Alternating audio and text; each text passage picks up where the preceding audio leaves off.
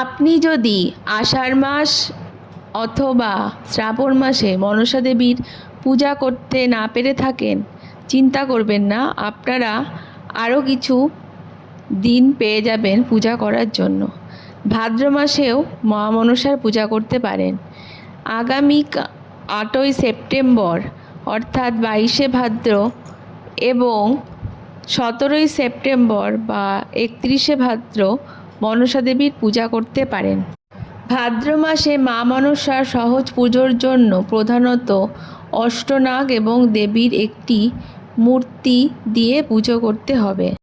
প্রথমে পূজার জায়গাটিকে শুদ্ধ করে তার উপর একটি পরিষ্কার কলসি বা ঘটের মধ্যে ঘট সাজিয়ে তাতে দেবীর একটি ঘট বা ছবি স্থাপন করে পূজা করা হয়। এর সঙ্গে দেবীকে ফুল, ফল, দূর্বা এবং নৈবেদ্য দিয়ে আরতি করে পূজা সম্পন্ন করা হয়। মনসা পুজোর জন্য যা যা উপকরণ দরকার তা হলো বেলপাতা, দূর্বা, ফুল, ফল, মিষ্টি, দুধ, চন্দন, ধূপ, প্রদীপ। ফলের মধ্যে কলা অবশ্যই লাগবে। পূজা করার জন্য প্রথমে মা মনসার ধ্যান এবং প্রণাম মন্ত্র জপ করতে হবে। হাতের তালুতে 2-1 ফোঁটা জল নিয়ে ওং বিষ্ণু মন্ত্রে আপনার ঠোঁটে ছিটিয়ে দিন। এই মোট 3 বার এইভাবে জল স্পর্শ করার পর হাত জোড় করে বলবেন, ওং তদিষ্ণ পরমং পদং সদা পশ্যন্তি সুরয় দিবি চক্ষুরাততম। ওং অপবিত্র পবিত্র বা সর্বাবস্থান গত পিপা যৎ স্মরেত পুণ্ডরীকাক্ষং স বাহ্যাভ্যন্তর শুচি। ওং বিষ্ণু, ওং বিষ্ণু, ওং বিষ্ণু। মস্তকে তুলসীকে রেখে বলবেন, নম তুলসী দর্শনে পুণ্য, স্পর্শনে পাপ নাশন, স্মরণে তীর্থানি, ভক্তিমে মুক্তি লক্ষণ নম। এরপর মনসা দেবীর পুষ্পাঞ্জলি মন্ত্র পাঠ করবেন। সেই পাঠ করার আগে তার ধ্যান মন্ত্র পাঠ করবেন। মনসা দেবীর ধ্যান মন্ত্র: ওং দেবী মন বাম হীনাং শশধর বদনাং চারুকান্তি বদানাং হংসারূঢ়া উদারাং সুললিত নয়নাং সেবিতা সিদ্ধিকামৈ স্মেরাসাং মণ্ডিতাঙ্গিং কনকমণি গণৈর্নাগ রত্নৈরণে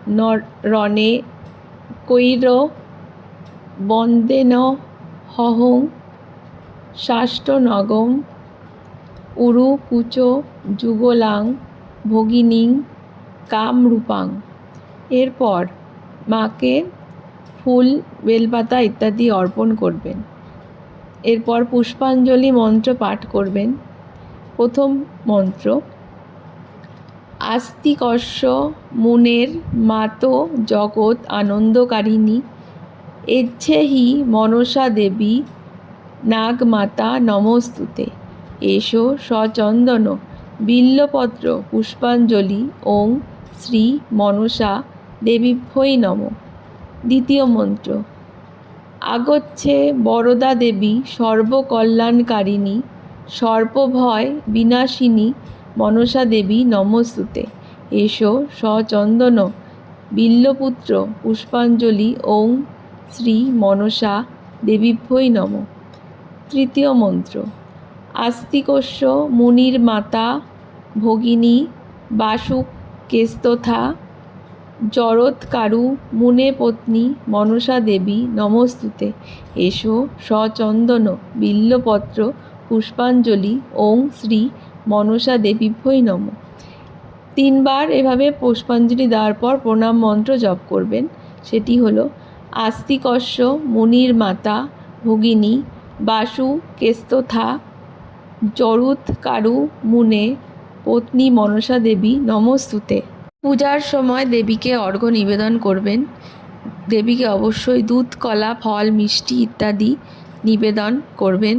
তারপর আরতি করে পূজা সমাপ্ত করবেন। পূজার পর প্রসাদ বিতরণ করবেন। এভাবে মা মনসার পূজা আপনারা ভাদ্র মাসেও সম্পন্ন করতে পারেন। অনেকে মনসা দেবীর মূর্তি ছাড়াই পুজো করেন। অনেকে মনসা গাছ বা ক্যাকটাস গাছের ডাল, মাটির পাত্র বা মাটির সর্পকে দেবী হিসেবে পূজা করেন। আবার কোথাও কোথাও মনসা দেবীকে দুর্গার একটি রূপ হিসেবে পূজা করা হয়।